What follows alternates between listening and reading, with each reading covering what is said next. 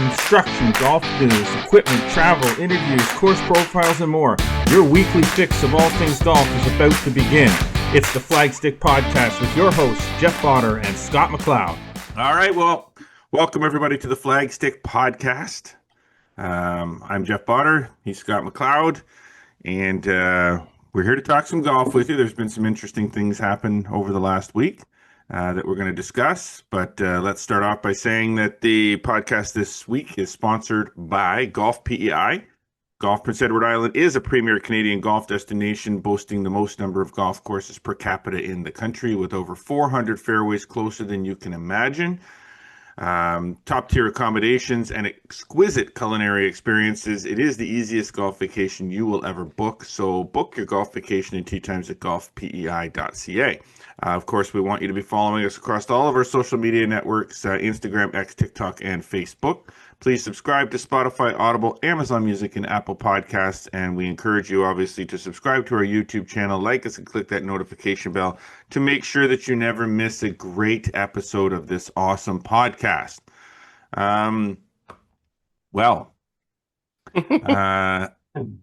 What once began as a podcast featuring one particular item soon became a podcast to include another topic. Which I'm not sure that I'm not 100% sure at this point if you and I are going to agree or disagree with this, but if we disagree, it could make for a really good podcast, and if we agree, well, then we're just going to agree. Sure.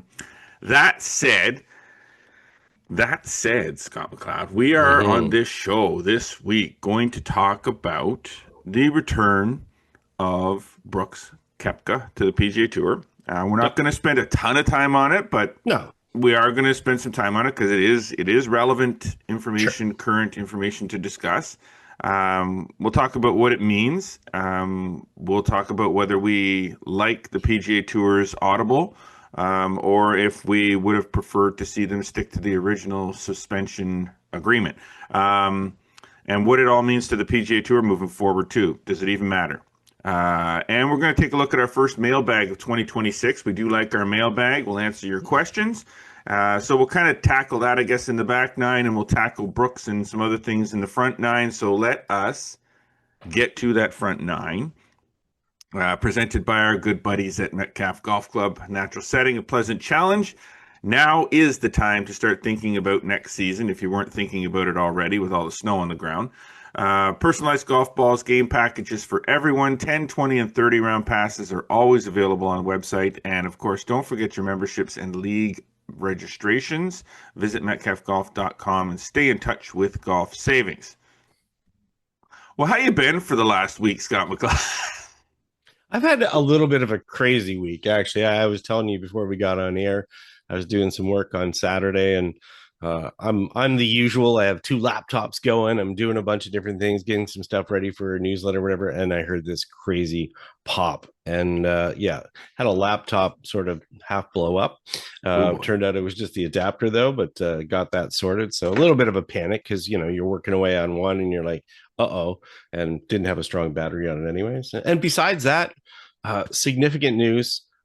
We are successfully working our way through a loaf of Costco bread. Have you ever eaten or gotten a loaf of bread from Costco?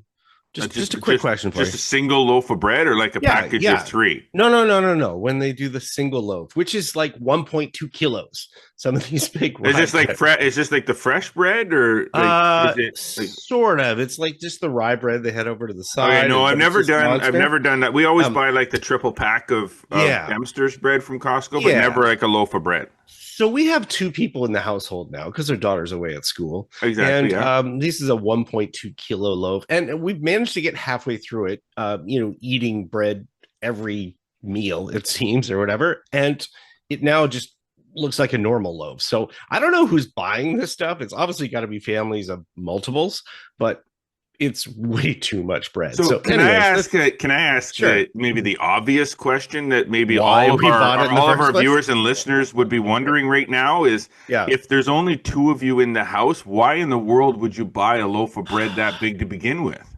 It looked good. This got to be a good answer. I think it's one of those hungry shopping things where happened to be Okay. there at the time and like, Okay. ooh, that looks really good. And yeah, grabbed So do it the and muffins, but there's only 6 of them in a package. big mistake. So, anyways, just a quick warning for everybody out there. If you've All got right. two in your household, All right. trying to tackle the 1.2 kilo loaf of rye bread or multigrain or whatever it is, Yeah. probably a I bad thought idea. maybe you were going to come back at me with the logic that the large loaf of rye bread from Costco, at the cost of it, even Hmm. if you didn't I get could have, through a yes, third of it, correct, would still yes, be less expensive than buying the triple loaf of bread from Costco or a loaf of yeah. bread from the grocery store. Then I would have said, well, hey, there you go. Even if you throw out 2/3 of it, you're still up. I wish it could be You that didn't come logical, out but with that one. You came we'll out do, with the eyes we'll, bigger than the stomach situation. we'll just call it a mistake. Otherwise, just been busy. I actually did my TPI level 1 certification, Titleist Nice. Performance Congrats. Institute. So got that done, and yeah, so that's it for me. So, what about Beautiful. you? Beautiful. For me right now, it's starting to get a little bit into a little more heavy into the planning Hockey for season. planning for next Oh, for the golf, okay. like Yep. getting the rate card and stuff done, and I'm Sure. doing proposals and conversing with people. But yes, the hockey right now we have our January, because I front load our season for our team with tournaments. Hmm. Our back half of the season, January particularly, I think we've got 5 or 6 days off for the month. Okay. Now because they just handed us our practice schedule, which is Okay. crazy. We get our practice schedule a week before our practices or the week of our practices, but Yikes. that's another discussion for a different podcast. Um, I'm glad I coach volleyball once a week. It's all yeah, good. so we had a practice on Sunday night, practice last night, game tonight, off Wednesday, game Thursday, game Friday, practice Saturday, game Wow. Sunday, practice Monday. Okay. That's my week. So That it's sounds a great. lot going on. So that's pretty much what I'm Yeah. doing right now. So So, has that left you any time to catch up on the latest from the PGA Tour?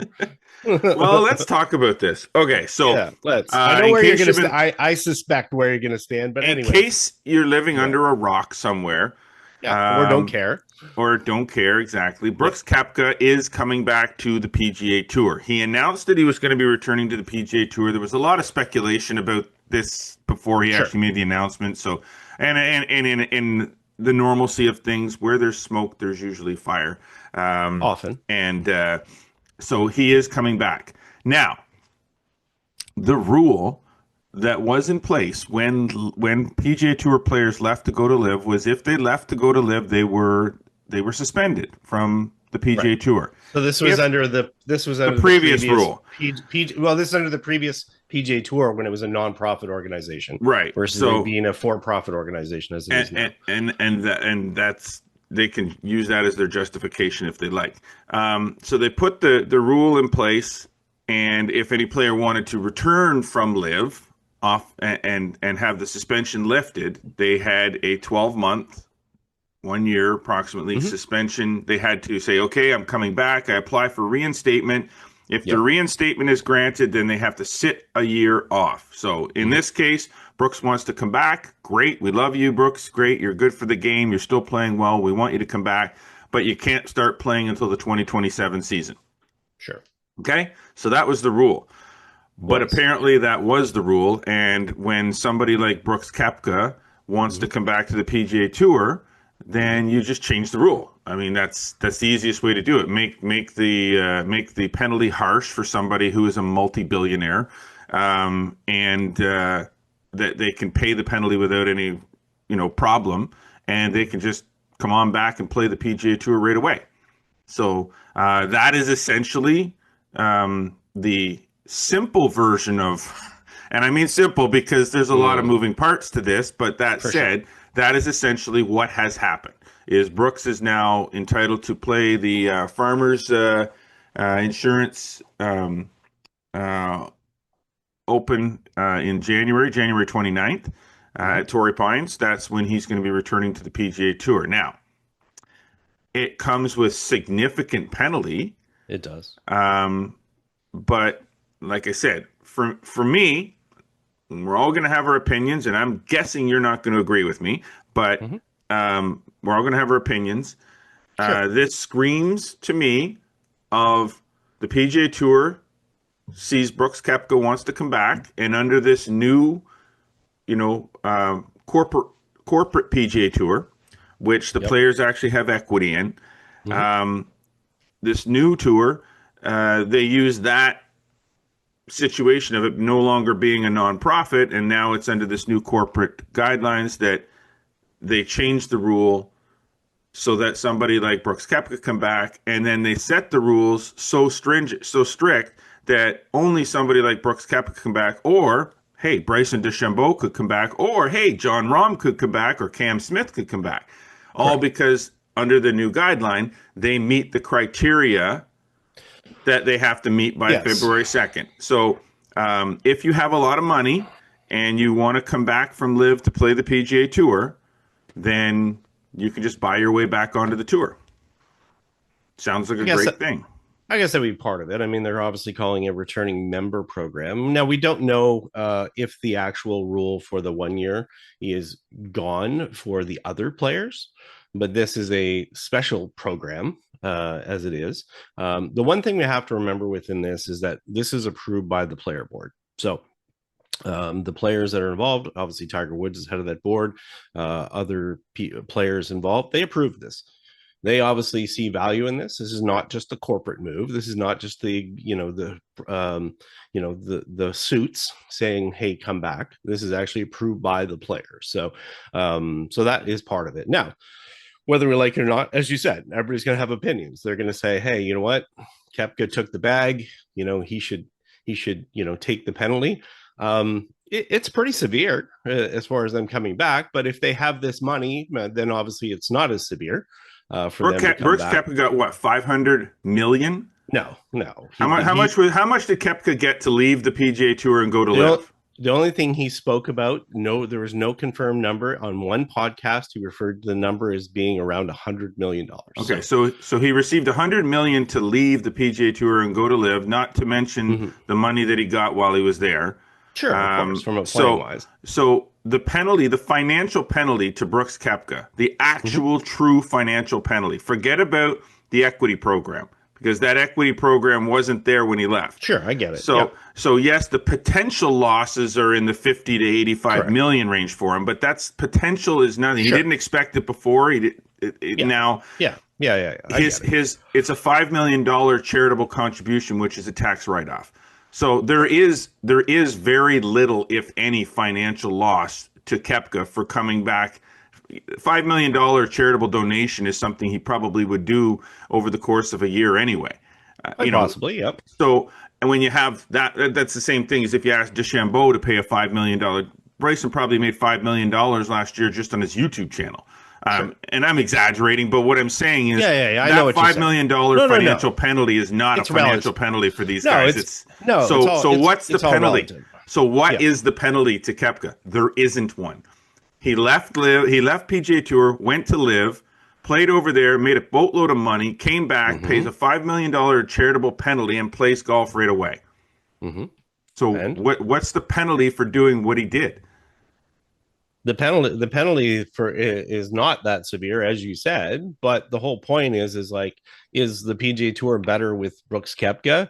Is it better with Cam Smith? Is it better with Bryson DeChambeau? Is it better with these possible players done wrong? Now, we don't know what's going to happen with these players. Well, that's the thing. We don't know if it's better or not. It was the PGA Tour has been doing just fine without them, especially under the new way that they're doing things. New players were getting opportunity to play. We were seeing new stars. The PGA Tour is doing just fine. Is it going to be better because Koepka, DeChambeau, Rahm? Nobody knows. No, I'm going to say that it can't hurt to have Koepka there, but if Koepka doesn't play up to the level that he was at when he left, then it's not, and he wasn't playing up to the level that he was when he won a major early on when he left for LIV, but he didn't win a major in the last couple of years, and DeChambeau is the only one of those that really has kept his level of play at the highest level since he left to this point. So I don't see the benefit, the point myself, other than the name. I look at it this way. I look at it as a fact of, and I'm not saying whether it's the great or anyways, or great or negative or whatever. I'm just looking at it as like, you know what, probably the reason or one of the reasons why is if you look at those players that, for an example, you know, that are on that board that approve this, you know, we're not going to expect the, you know, the rank and file to be all excited about this. But the fact is that, you know, they're looking at it from okay, does this help the equity of the tour? Does this help the visibility of the tour? And on the other side of it, we have to recognize the fact that there is going to be some pettiness that is involved here. And, you know, the PGA Tour players are probably looking at it as this is a hit to live, whether he plays well or not. From a visibility standpoint, he's a 5-time major champion. So, you know, from a visibility standpoint, it's sort of like, oh, okay, well, you know, guess what? You know, we got him back or whatever. So, you know what? That's there's a lot of nuances to this or whatever. The cool part is, well, not cool part, but you know, obviously now the PGA Tour has opened the window, and I found it very interesting as far as opening this window, as far as these major champions from a particular time period, which obviously, you know, does not include DJ and Phil and other major championships champions on the tour. It's the most recent ones plus Players Championship winners. So, you know, this member return program, you know, as we've talked about, is only available for basically 4 possible players. And these 3 other players, the Cam Smith, the Bryce, and John Rahm, have until February 2nd. And someone said it to me, which was quite funny. They're like, you know, okay, this is a one-time offer until the second-time offer comes. You know what I mean? And that's what I would come back with, is they're just going to extend this. Like, honestly, I'm going to predict, my genie in my crystal ball right now, this deadline is going to come and go. I think maybe Bryson looks at it, depending on their contract with Liv too. They're not going to. That's where it's going to hit them. Well, they got to pay. I'm sure they got to pay money to Liv too, because I mean, you can't sign a 3-year contract with Liv for $100 million and you to only be there for, you know, a couple of years. So in Koepka's case, his contract with Liv is up. Well, no, he still had a year left. He had a year left. Okay, so he had a year left. So I'm sure he had to provide some compensation in that aspect. I'm guessing that they're probably, this February 2nd is probably going to come and go. The likelihood is that maybe the other 4 or the other 3 are not going to leave, and then they're just going to extend the deadline, and they're probably going to play out their season with Liv. They're not going to come back in the middle of the PGA Tour season, so they're probably going to play another year, and then they're going to reinstate the program again and give them another window to make the jump.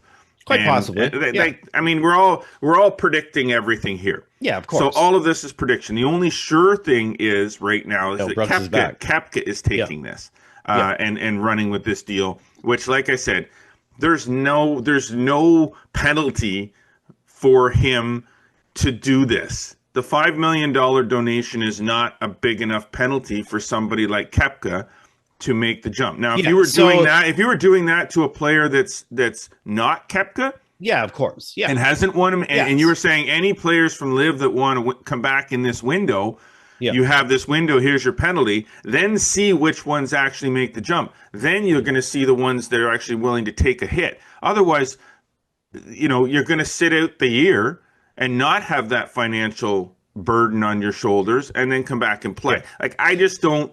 Like I said, and you mentioned the point that it's the corporation, it's the player board, you know, the board voting on this, not suits. Well, now that it's not a nonprofit and it actually is a business and there's equity involved, the players on the board are the suits. So they're only thinking about the financial benefit of this to the tour. So they are the suits. So this is a suits decision. This is not a player's decision. This is a suits decision. If you pulled every single, but the players are being the board is the one voting on this. For sure. So you got it's not all the players that are sitting in the boardroom making the decision. It's the representatives that are put on the board by the players to make this decision. There still could be 100 players on the PGA Tour that don't agree with this. Now, here's the other thing. Koepka, I'm cool with. I'm cool with the way he's handling it. And he's always been kind of this calm guy. He never sued the tour. He wasn't the only one. He's the only one that did not wax or lambaste or complain about the tour on any level other than a business potential level, the direction, business side of it. He didn't slam the tour for anything. He was always been, I want to play on the PGA Tour. This was a family decision and blah, blah, blah. And I've always been cool with that with Koepka. And now the things that he's saying coming back, it's the same thing. He's saying all of the right things. And it's not, for me, when I listen to Koepka talk, it's not corporate mumbo jumbo coming out of his mouth. Of course not. It's real. He knows he's not going to repair the damages to the relationships in the media. He's going to do that one-on-one with these players behind closed doors. And, you know, some people won't like it that he's coming back, and a lot of guys will be on the fence, and other guys he's going to repair that. So I'm cool with that side of it 100%. I'm just not cool with this being...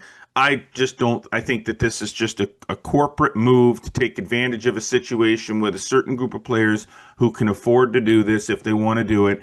And that's it. And again, that's one man's opinion. No, that's fine. But let's look at it this way. Let's take the money situation out of it. I mean, let's look at it from a prestige standpoint. I mean, obviously they've offered this for these people. Yes, they can all afford it. They can afford to take the hit for the fact that they can't play in the signature events automatically. They're going to have to earn their way back in them. They're not going to get FedEx money or whatever. And again, as you said, they can afford it. So it's not a penalty per se. It is, but it isn't as far as that. This is a key of like, okay, do we have 4 relevant stars that are over on that tour that we would like back? Now, here's the other side of it. We start to look at this. It's like, you know, when we're talking about the merger, you know, obviously the merger has cooled. The talks have cooled. You know, and if this is a situation where, you know, they get their stars or get potentially their stars back, do they care about the, you know, the coke racks and all that? They probably don't. They don't care if they come back. So was it really about a merger, or was it really about getting the stars back because they have the greater value more than anything, short of the ones that obviously have been anti PGA Tour, like a Phil Mickelson, right? Well, it's complicated, that's for sure. It is complicated, and I think opinions are emotional to a point.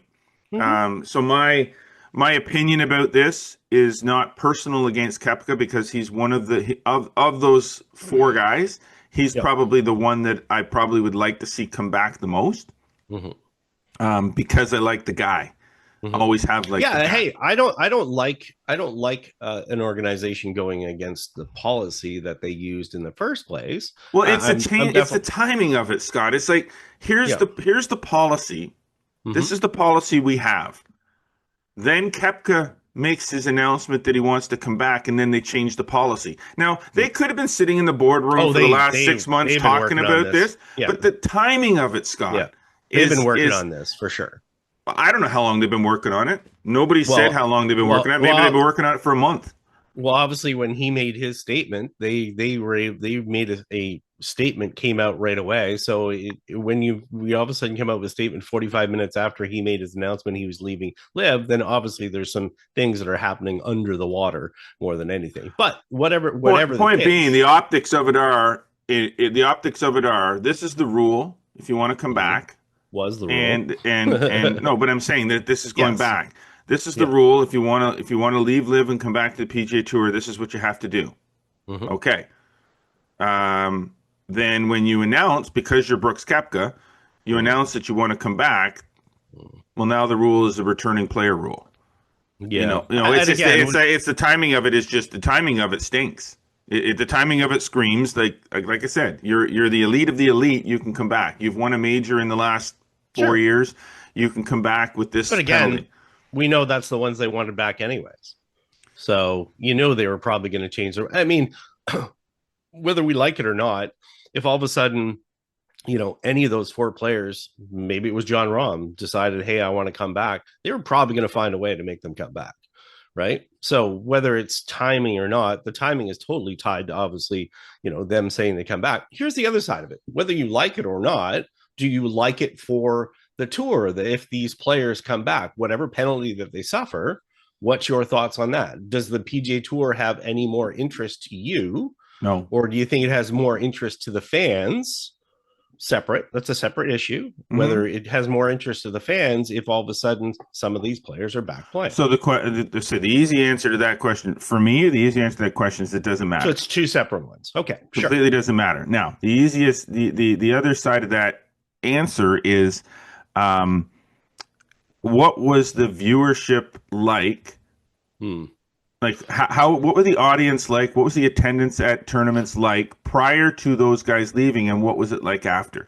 And if you can unequivocally show me a spreadsheet that says that when those guys left, attendance at PGA Tour events dropped significantly, the audience for the PGA Tour on TV events dropped significantly, then when those guys left, then I can say, yes, you can relate one to the other. But if those things didn't change, if revenue didn't change, if attendance at events didn't change, and what other factors are included in that too? Because I know, as much as I love Scotty Scheffler and some of the players that are really doing well, there's no characters. Sure. So that's for me, that's part of the reason why they want these people back. Well, but Koepka's not a character. Koepka is just a really good player that is like level like this. But DeChambeau is a character. The relationship between Koepka and DeChambeau at the time that they were both on the PGA Tour was a good one. Like, as far as the media side of it, like the entertainment value of it, they're kind of buddies now. So that's not going to exist anymore. John Rahm was a hothead, but I mean. And Cam Smith. But he was number one in tour. Cam Smith was winning the Open Championship. I don't know if we can look at it from a straight dollar and cents standpoint, but if you can look at it from a PR standpoint, there was obviously a lot of fan discourse when these players were gone, which, and all of a sudden that draws attention away from the Scotty Scheffler stories, the Rory McIlroy stories, to a point, because all of a sudden these other players are gone and people are talking about these players being gone. So, again, maybe it's more about PR more than anything. And yes, obviously we're going to see a surge at certain events but this is a business now. This is it's dollars. PR is fine, but PR doesn't pay the bills. So marketing does, for sure. But Scott, if they don't have the audience and they don't have the attendance, then that's and then the sponsorship comes with that. That's where the revenue comes from. So if these guys drive the needle up, they move the needle from a revenue perspective, from an audience and an attendance perspective, then great. But if them being gone didn't drop the needle, and the needle continued to move forward, or the needle, we're projecting ahead. That's like me spending $1 million on advertising and thinking I'm doing that and I'm going to move the needle, but it doesn't move the needle. So then there's other factors included there. Spending the money on the marketing, spending the money on the PR didn't translate into anything for me. In that situation, this might not translate into anything. It might translate into something. We don't know that. It's going to mean something right away, because it's like it's an immediate thing. It's like, okay, Koepka's back. We're going to tune in and watch the Farmers. But then if Koepka misses the cut in the Farmers and then goes to the next event and doesn't play very well, that's going to fizzle away real quick. Sure, but they'd still rather have them inside their own house than someone else's house. Unless it wasn't damaging them, anything from them being in the other house. For sure. Obviously something had to be happening. Otherwise, they wouldn't want him back. It's Brooks Koepka. That's why they want him back. There you go. But I mean, there's still the guys that are still performing even on LIV. They're the ones that are performing. So if you look at LIV, you're looking at the guys over there. Say, okay, let's go down the list. Do we want Anthony Kim back? No. Do we want Joaquin Niemann? Maybe. No, maybe. But it's this. But again, we know it's a star-based system, and it's very difficult. Like you said, it's we're providing opportunities. We're trying to find new stars and things like that. But you've got to make those stars. Those have to happen. For a while. This is a case of these significant major champions or player champions, so they are the most value to the tour. Potentially. Potentially, but going to events like, the RBC Canadian Open, when Dustin Johnson left and all of a sudden, they had to pull down his posters all over the place, and then you got to put up someone else to kind of make up for him. That's the thing. It's a difference of having a star value versus not star value. So anyways, look, it's an interesting program. We'll see what happens as far as leading into February 2nd. If they continue to offer this stuff, we'll find out if Koepka moves the needle long term. Because again, it's got to be long term at this point. You can't base it solely on one or two events. But that said, like I said, if he doesn't do something in those first bunch of events that he plays in, then the interest level in him being back by some more diehard golf fans that are watching golf for the competition side of it. It's like watching. We're always going to watch golf if Tiger's in the field, whether he's competitive or not, and then we're going to complain about him not being competitive if he misses the cut. But Tiger's Tiger. Koepka's not Tiger. So no, but he's still a personality. He's still an elite player. Still a 5-time major champion. Well, so is Jack Nicklaus and Gary Player, but we don't watch them. There's only a few. What I'm saying is there's only a certain amount of them that have won that. The other thing that it comes back here too is that for a company like Zrixon, they only got several months out of their contract because he was a free agent, and all of a sudden they brought him back and they had a contract. They only got several months out of him before he disappeared and fell off the earth. So for a brand like that, we're already seeing them return him to their marketing and prominence. So anyways, in the end, you know what, we're going to find out what it all means when everyone else does, and that's the way it is. But we know Brooks, we know for sure now, as we didn't know last week. Brooks for sure is coming back, and now we can go on to speculating about everybody else. Exactly. That's exactly what we'll do, because that's what we do. We don't know, but we're going to talk about it regardless. Sure, everybody will. So all right, I think we'll just take a break. Sounds good. Take a deep breath, and then when we come back on the Flagstick podcast, we are going to open up the mailbag. And there's a deep list of questions, which I'm sure we won't get through them all, which means that we will be opening up the mailbag for a while. Could be. All right. You are listening and watching the Flagstick podcast with Jeff Botter and Scott McLeod. Stay with us. We will be right back. When you golf on Prince Edward Island, there are over 400 fairways closer than you can imagine.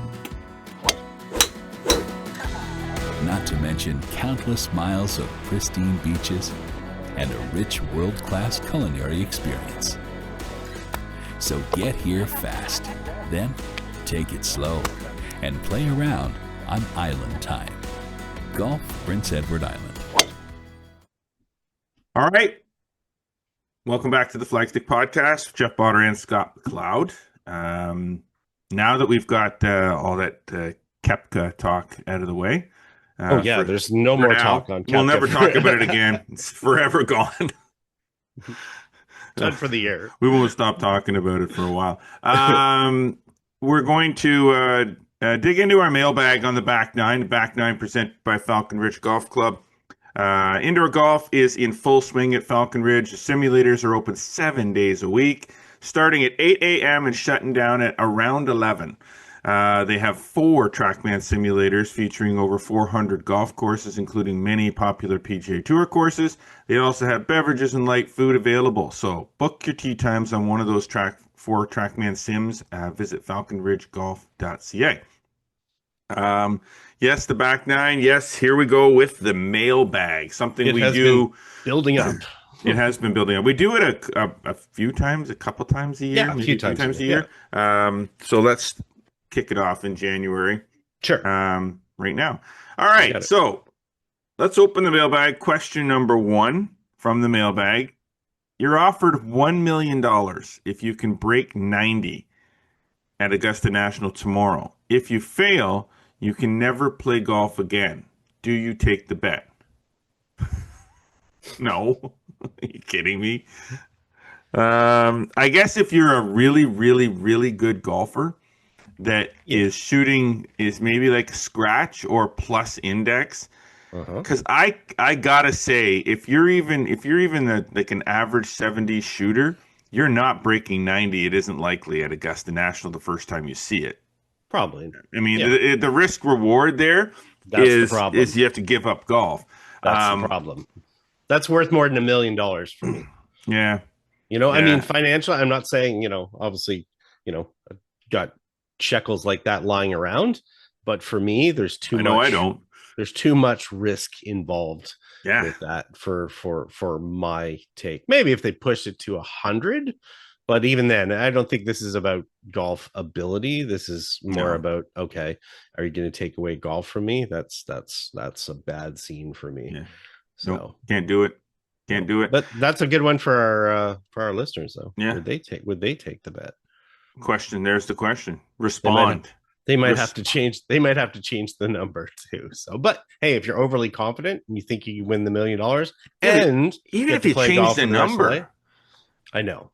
If you change the number, but I think for a lot of people, I mean, they've seen it on TV and they don't know how severe it is. They heard about it or whatever, but until they actually see those greens in person and realize how many times they're going to probably 4-putt, I mean, I've played, and you have too. I've played some pretty hard golf courses in my day, and I can't think of any golf course that I've played in, under the most grueling conditions where I haven't broken 90 or been really, really close to it. So it's kind of, it does stick in your head a little bit. It's like, okay, I've played some really hard golf courses in not perfect weather, not perfect conditions and things. And I've broken 90 from the very back tees where I don't belong. Can I really not do it at Augusta National? Like I think the condition golf course. I don't know. Yeah, and I don't think the test for me at Augusta National wouldn't be kind of off the tee and that aspect of it. It's like hitting quality approaches, your short game, getting up and down or whatever. I mean, if the bet were different and someone just said to me, hey, let's go tomorrow and bet me $1,000, can you break it or not or whatever? Yeah, I'm taking that for sure. But you're putting, this is high stakes. Like this is giving up golf for the rest of your life. Yeah. And I think that's the caveat here is that, that's the other side of it that makes it. Let's change that question just a smidgen. Sure. And see if it changes your opinion. Same amount of money, same score, but you only have to give up golf for a year. Oh, I'd go for it. So you're willing to give up golf for a year if you don't do it? Yeah. I have faith enough in my game. Having seen the golf course, I mean, yes, it's difficult. It's challenging as far as those greens are concerned, but the length doesn't bother me. You can play it from the 7,500 yards in Augusta National conditions. That's not going to bother me. But it's going to be more about the approaches, the short game and the putting or whatever. I mean, that's 18 over. So yeah, so this is the thing. You take a question like that and you change the parameters a little bit, either the score you have to shoot, the amount of money you're offered, or how long you have to give up the game, and it changes your perspective on whether you would do it or not. Yeah. Okay. Let me think here. Let me think of mailbag. What? Yeah, I like this. Number 2 is cool, but it's too current, so I'm going to go with number 3. Yeah. You know what? Number 2, we're not going to tell. Let's say it's product related, and let's wait till all the products are out. Exactly. I'm going to hold off on that one. Yeah. There's a lot of stuff coming out just even this week. I literally during the break I sent out some posts and things like that. But we're going to wait on that one. So for Nick Gauthier, who actually asked that one, we're going to wait on your product question until all of them are out. How's that? Okay. What is the most expensive thing you have ever broken or lost on a golf course? To think about that one. Broken or lost? Broke my hand on a golf course. Does that count? It's expensive. As far as an item, oh man, I don't even lost. I mean, things like rangefinders and stuff like that. I mean, I've lost a rangefinder or two. You lost an Adams 9-iron. Oh yes, I did. Right at Pinehurst. Yeah, thanks for reminding me. Yep, but just letting you know. Yeah. I don't know. What about you? Any thoughts on that? I'm trying to think how expensive was my Palm Springs wedge? Oh God. Okay, so that wasn't very expensive. Yeah. Have I ever broken a driver on a golf course? I mean, here's the thing. I guess it's Have you ever rammed a cart into a tree or into no, a pond or no, anything? Because that'd no, be no, a pretty no. expensive thing. No, I never had that situation. Almost broke a cart one time. Actually, Glenn Lawrence going down from the parking lot down to the clubhouse, and I had a table from the driving range on the cart. And what I didn't realize is I had it loaded up, and I'm sitting there going down, and the thing won't stop. And I'm hitting the gas, and the thing won't stop. I didn't realize the table had hit the gas pedal Oh and was my on the god! gas pedal or whatever. But thankfully I got it in control, so that doesn't really count. I think I might have broken a driver once. Not, and I've never. Okay, let me also say this: I might have broken a driver, but I've never broken a club out of anger. Never kinked a shaft in a putter. Never. Oh, I broke a putter. I Never. broke a putter when I was a teenager, but that was like a $25 putter.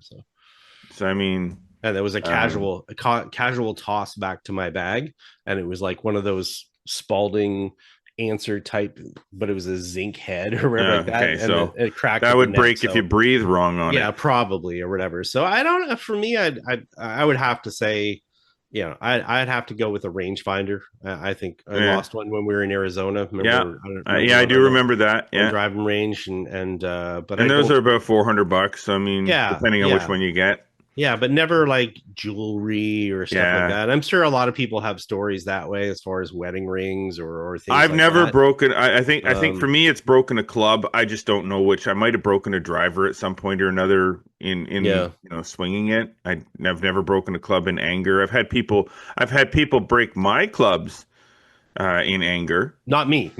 No, but I have had somebody borrow a club one time to try it, and they hit a shitty. Hey, you're doing they hit a crappy shot, and then they, just thinking it was the wrong club, slammed it on the ground and broke it. Oh no! So yeah, I mean, I've had that happen, but all right. Yeah. So okay. nothing. Let's see, what else do we got here? Yeah. Okay, this, I don't know if I can. What is the cringiest thing you've ever seen a playing partner do? Oh boy. I probably shouldn't have read this because I don't really want to answer this question. I want to hear your answer now. God. Now that you said it that way. I don't. Oh man, cringiest thing. Yeah, and you got to remember this. Sometimes you're paired with people, and you're not by choice. So when I'm trying to think of that though. As far as a cringy, I mean, I've seen some people just do some silly things as far as stupid things, but I honestly don't. I mean, I sort of reacted to that wrong. I don't know if cringiest is the word I'm looking for. I've seen people, go to relieve themselves in an area that might not have the most coverage. Let's say that more out in the open or whatever, where it's like, oh boy, what are they even doing? Like, there's people coming down this other fairway or stuff like that. I think a lot of people have maybe seen that. So situation. I have definitely seen situations that I've been playing with someone who has done something like that. Right. It's a little cringy, but I'm not going to get into describing that because that's kind of gross cringy. Sure. I guess the only other thing cringy that I would have witnessed with someone that I've played with is, and it's not, I don't know if it's so much cringy or just outright just annoying and strange at the same time, is when people are constantly like trying to figure out their swing. You know what I mean? It's like every single time they hit a shot or before they hit a shot or where they're waiting, they're constantly working on their motion. They're working on, and that's not really cringy. It's just, I just find that kind of annoying where you're just like, you're so dialed into obsessed. Yeah, dialed in is not the right word. Obsessed with your swing movements and motion that you can't just stand around and wait to hit your shot. You got to work on the motion, and it's like, and then you ask them, what are you doing? So I'm just trying to get a feel for, I'm trying to work on this thing. It's like, oh my God.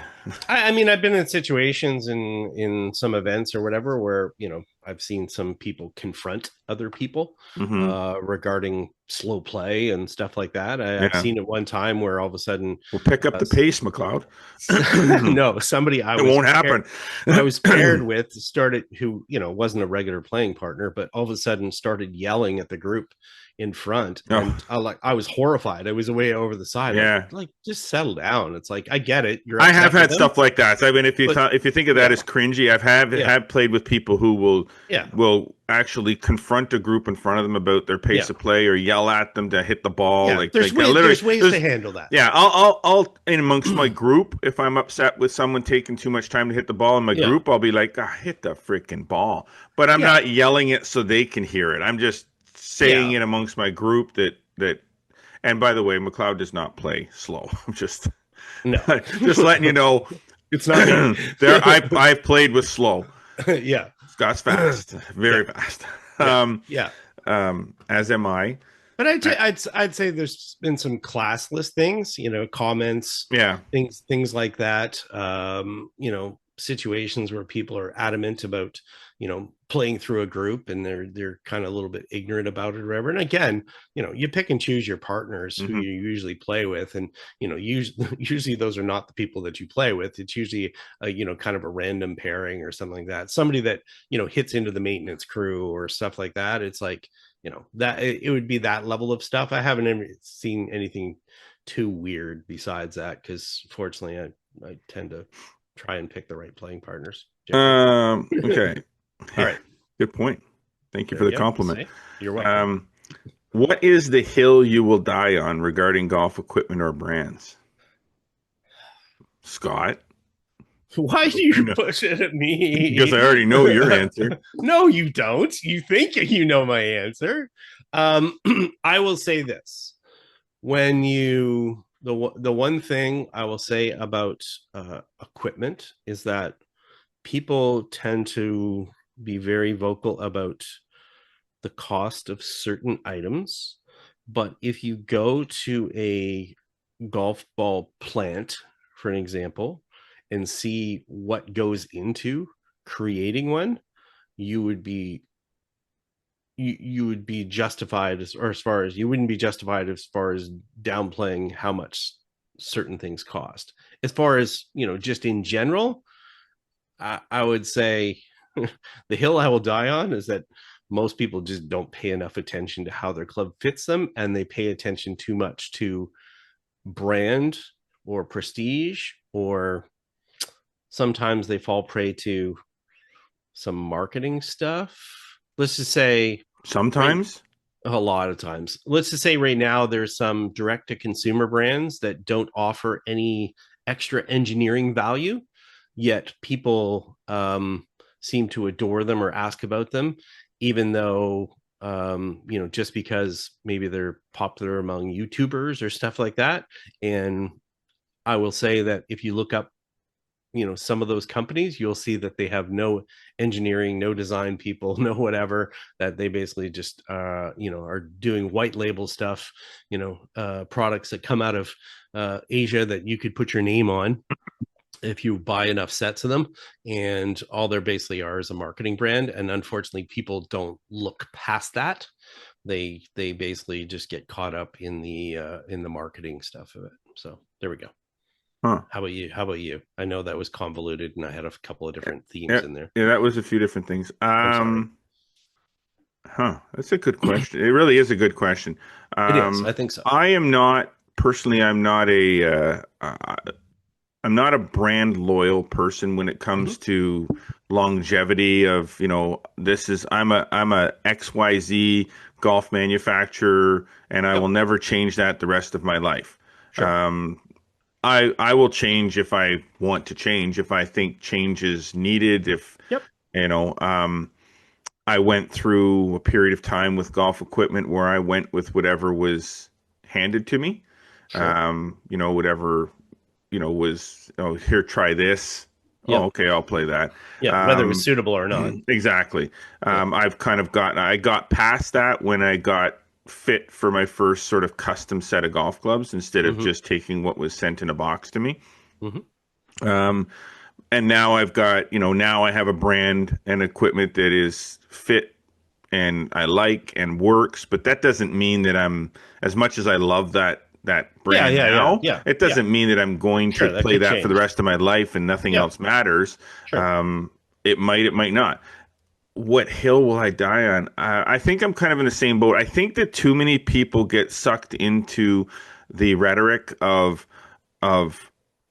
this is going to give you 10 yards more. This is going to you're going to hit this further. You're going to hit this higher. The magic clubs. Exactly. The magic. The sprinkle here, sprinkle there. If you buy this, you're going to be this, and that is just so not true. I mean, there's no truth that any company can put in a statement that if you use this, that this is going to make you a better golfer. It's just not true. Nothing you buy will make you a better golfer automatically. Yeah, just like that. Yeah, and I would say that an extension of that is part of the reason why I remember a few years ago I sort of backed away from doing some comparison type things, because I can remember sitting with a group of driver heads and I was like, oh man, I'm going to do this comparison, I'm going to do this article and I'm going to write about this or whatever.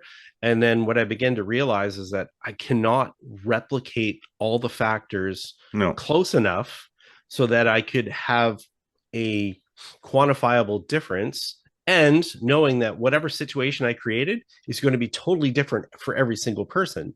So as a result of it, I'm like, I cannot publish or write a story that's saying this driver is definitively better than this driver. I can write about the characteristics of it and say maybe that's something you want to look at, but that's what people have to realize, is that it is individualized, and your swing, your delivery, your everything. Even someone, people try to define it by like club head speed. Well, that's one factor among many, many, many, many, many factors.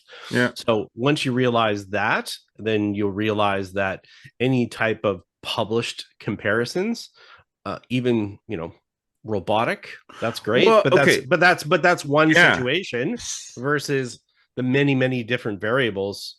So I was going to bring up the robotic thing, because I always personally I always just think, okay, look, the only way that you can truly definitively say take a driver and test all of these companies' drivers together is with a robotic machine that basically swings at exactly the same speed and impacts the ball in exactly the same spot all the time. The difference is, the problem now, I start to look at that a little bit and go, wait a minute, there are hundreds, thousands of golf shafts out there. That's just a shaft. Everything, one shaft changes CG location. Yeah, exactly. Everything. So you take a club that's designed for it to be its best, its sweet spot, which is like the head of a pin on a club, could be in a slightly different spot on one manufacturer's driver over another. So you have to, if you don't know where that is, you have to adjust. So just hitting it in the middle of the face every time doesn't mean that particular club is performing at its optimum. No. So you can't, even with a robot arm, you can't possibly, you can loosely predict or project what the numbers are going to be, but it's still, the parameters change so much with every little tiny thing you do. You'd have to you couldn't do it. You could never optimize every club to be exactly the same. And to make that comparison valid for each person. Yes, so guess what? You found your hill you could die on. Yeah. So that's the hill I'm dying on. All right. I've died on that hill. Quickly, one. Have you ever actually finished around with the same ball you started with? The answer to this question is I have played a week of golf with the same ball. You lost my camera. One of the proudest ones I have is one time we were I will be back. One time we were in Alabama playing trying to think what course it is. It's the one they play the LPGA final Q School on, and we played both the golf courses that were super, super challenging, and I played all 36 with the same ball. Noted, I don't pay attention to that in most cases, but certainly that is the case. That's a simple one. Yeah, I think so. I think a lot of people probably have, but I think so too. Yeah, some people probably not. Yeah, I'm not. That turn dog one is funny. 13. Let's see here. Okay. Is the turn dog okay? Is the turn dog, which is the hot dog at the turn, actually good, or are we just suffering from So in other words, does it matter? Well, well, you're right. Actually, if you think I'm about having a that, hot dog at the turn if they're Right. if they're good. Like, I mean, look, you've been on the golf course for probably, hour and a half to 2 hours at that point. Yes, we're Mhm. overly hungry. Yes, food tastes better when we're hungry because we don't even Mhm. think about it or whatever. So, is it better by itself? Look, well, I mean, do the the nutritional value of there's nothing healthy there's about a hot dog. no, it's There's exactly certainly it, nothing so. healthy about a hot dog that you would get at a golf course at a halfway shack. I mean, that Yeah. thing could be on that roller for who knows how long. I Like, think honestly, like it's a hot dog. yeah, exactly. I think the answer is it doesn't matter. I'm eating it anyways. Have a roast beef sandwich if you're concerned about it, Yeah, exactly. or egg salad. Just make sure it's been in the fridge. What's I'm not What gonna. else you got? Oh, hey, 16. 16. I got one for that one. What is the strangest animal you've ever encountered on a golf course? Huh. I don't have one for that. I got one for that. Okay, you go ahead. I was playing in Florida in Sebastian, Florida, on this Gary player design, not really relevant, but has lots of sand and stuff like that. And I remember walking up, this would have been like the mid 90s. And I remember walking up to the tee box and I actually jumped backwards because I saw something on the tee box and I didn't know what it was. Mm-hmm. And it turned out it was an armadillo. Oh. And it was like rolled up in a ball or whatever. That's cool. Yeah. And it was just like, whoa, like I'd never seen an armadillo. Cool. And it was just sort of, I jumped back because I didn't recognize it and didn't know what it was. Yeah. At first. And then I recognized that would be an interesting one. So eventually it got up and got the heck out of there. But yeah, it was literally rolled up in a ball like you would expect or whatever like that. And yeah, that was the weirdest one I'd ever. Yeah, I think I'll leave that one in your court because I mean I've seen alligators and I've seen snakes and I've seen deer and bears and whatever, but nothing that strange. Yeah, that's the oddest one for me. Oh boy, yeah, I'm not going there. Number 14 is not getting asked. Oh no, we're not going there. What is the maximum amount of money you're willing to lose in a friendly skins game before it stops being friendly? I don't know. Okay, for that one, it depends on who I'm playing with. Yes, you know exactly. what I mean. Yeah, if you know them better, the money can go up. But I don't play by rule of thumb. I have done this in the past, and I won't do it again. I don't play money games with people that I don't know. So I won't just randomly pick up. I played a money game at Rivermead one time against two people. One of them I knew, and I knew he was a decent golfer, and the other one I had no idea what they were like as a golfer, and got absolutely shellacked. And they like to play for money. So I mean, I think we were playing. It was a fair bit of money, and I didn't like the fact that I was sort of blindsided a little bit by the person's partner. So I made it a point after that. I only play money game, and I'm usually kind of 5, 5, and 5. That's kind of my number. Yeah.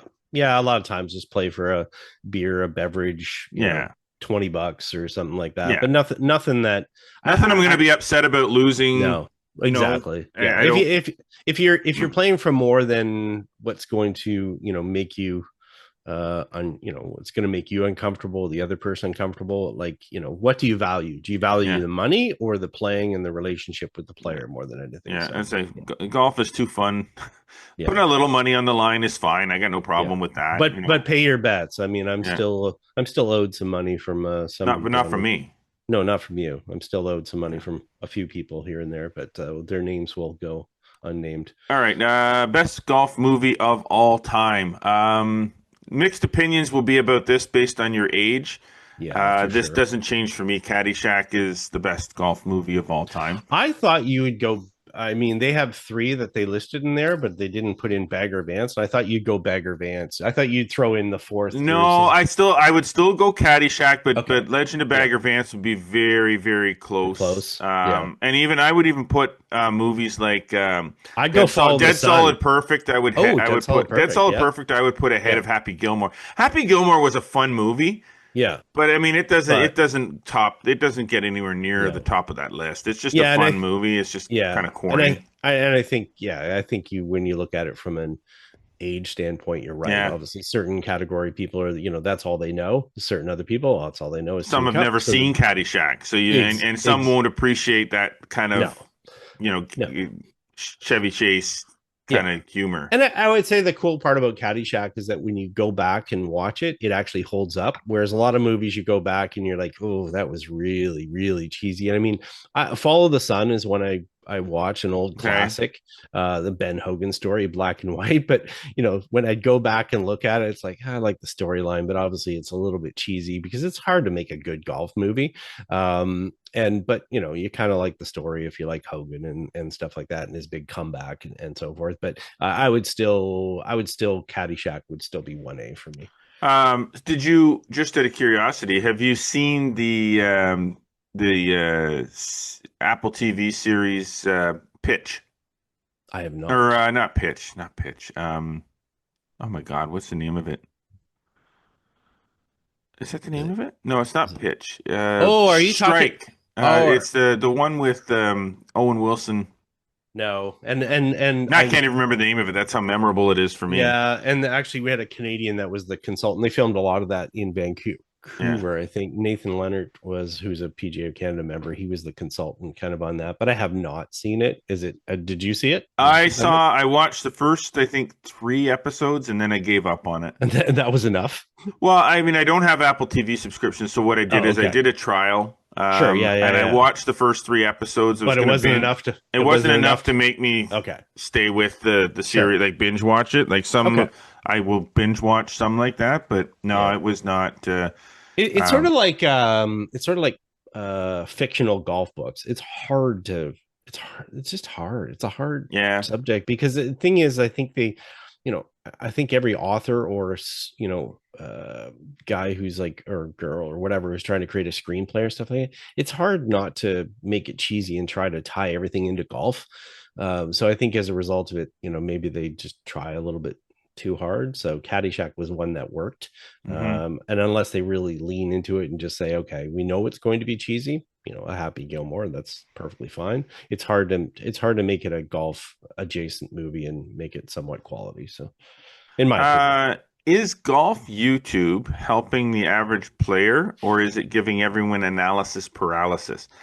I think that depends on the. That could be a whole show. Yeah, really, it could be. We could expand it a little bit, but I think it depends because YouTube golf channels are wide in variety. We have a YouTube golf channel that has this podcast.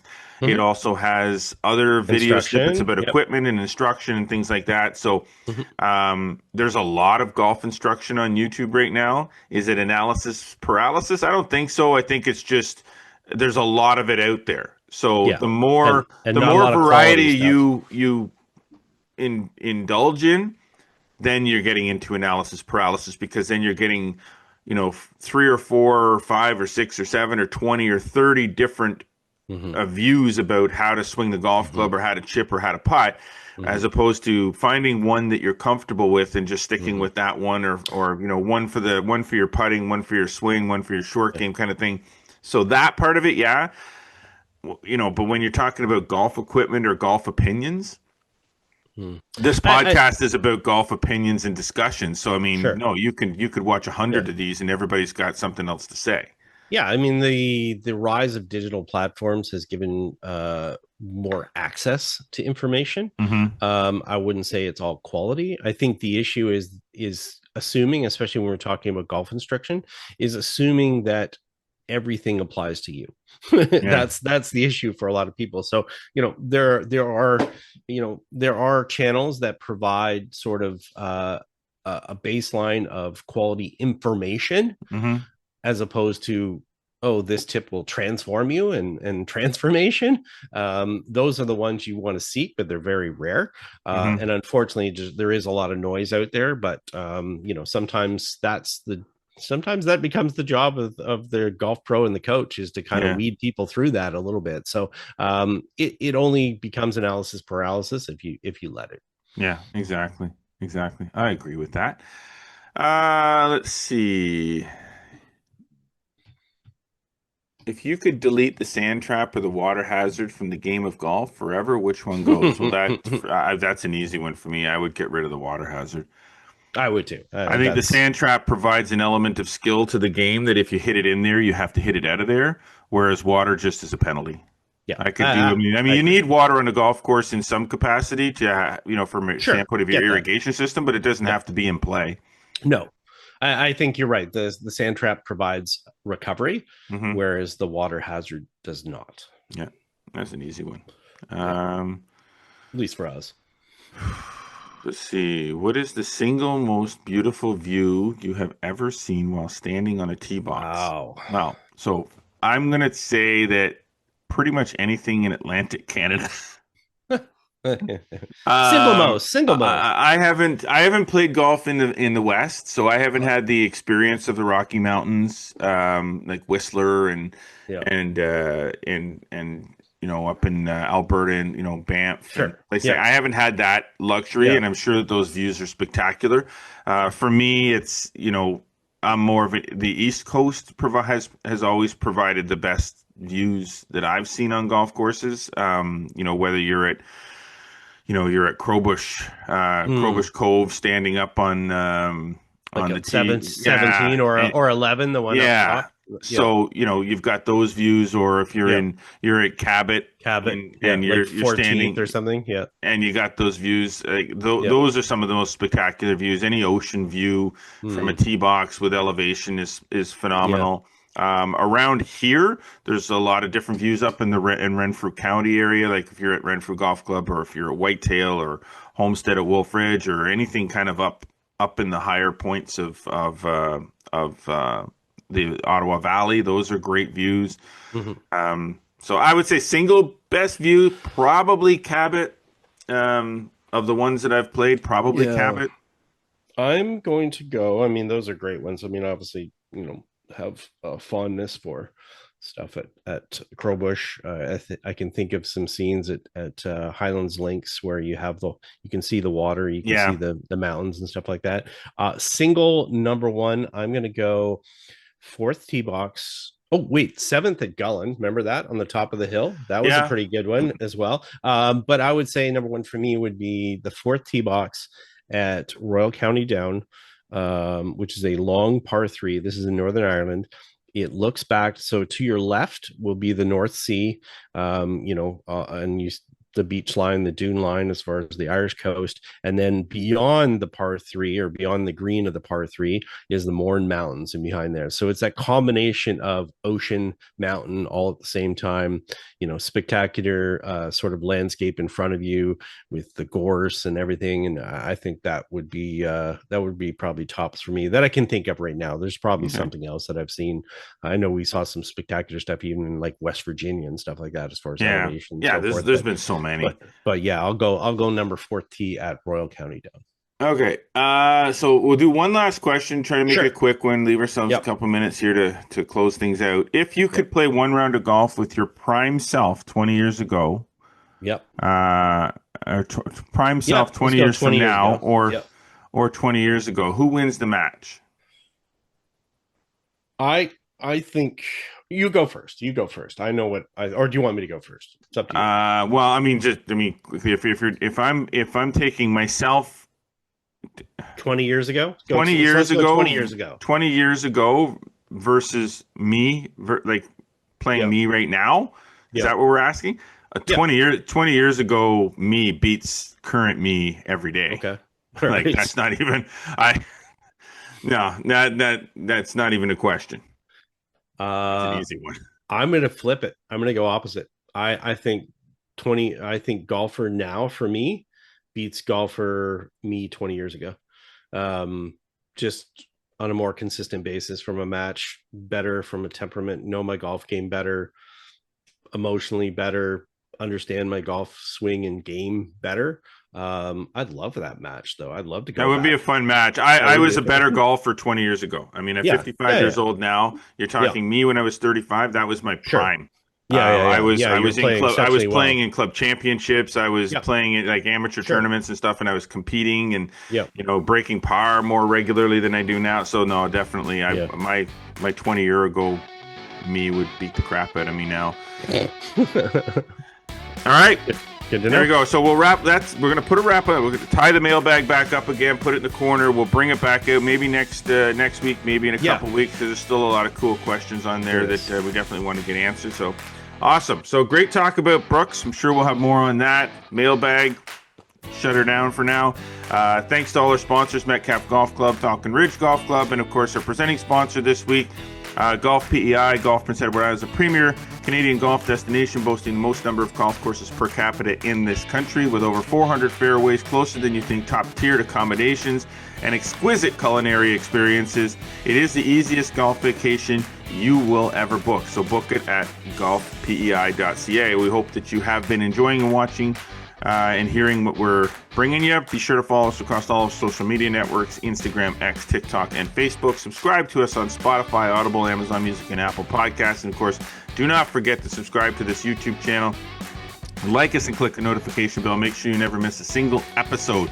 Get over to flagstick.com for more amazing golf content delivered every single day. And be sure to subscribe to the Flagstick Digest newsletter, delivered to your inbox free of charge, 3 times each week.